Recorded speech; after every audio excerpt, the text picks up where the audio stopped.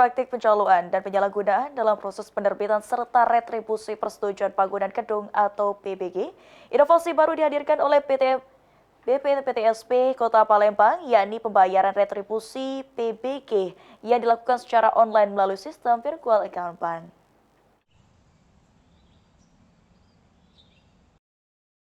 Pemerintah Kota Palembang melalui Dinas Penanaman Modal dan Pelayanan Terpadu Satu Pintu Kota Palembang terus meningkatkan transparansi dan akuntabilitas layanan publik. Salah satunya penerapan sistem pembayaran retribusi persetujuan bangunan gedung atau PBG secara non-tunai melalui virtual account bank.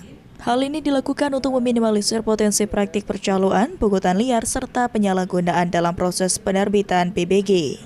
Dengan pemanfaatan teknologi, bisa mempermudah semua kegiatan serta untuk meningkatkan pendapatan asli daerah. Mudah meningkatkan pelayanan kepada masyarakat, khususnya bagi pemohon PBG ya.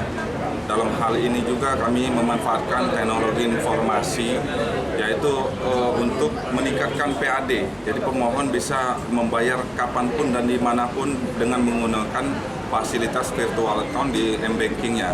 Ini kami kerjasama dengan Bank Sumsel, semuanya disiapkan oleh Bank Sumsel, termasuk aplikasi dan lain sebagainya, dan tidak ada biaya tambahan yang menggunakan rekening Bank Sumsel. Jadi seandainya tagihannya bulan 1 juta tidak ada tambahan, dan kapanpun bisa dilaksanakan.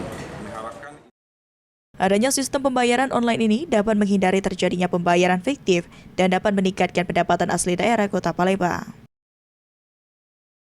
Harap dengan adanya kemudahan pembayaran ini akan memudahkan masyarakat untuk melakukan pembayaran retribusi tersebut dan pada akhirnya akan meningkatkan PAD Kota Palembang.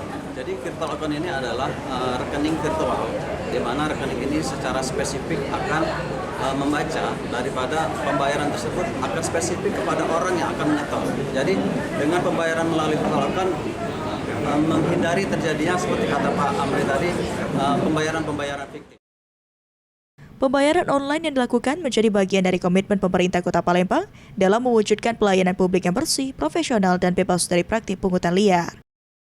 Ilham Wahyudi, PAL TV.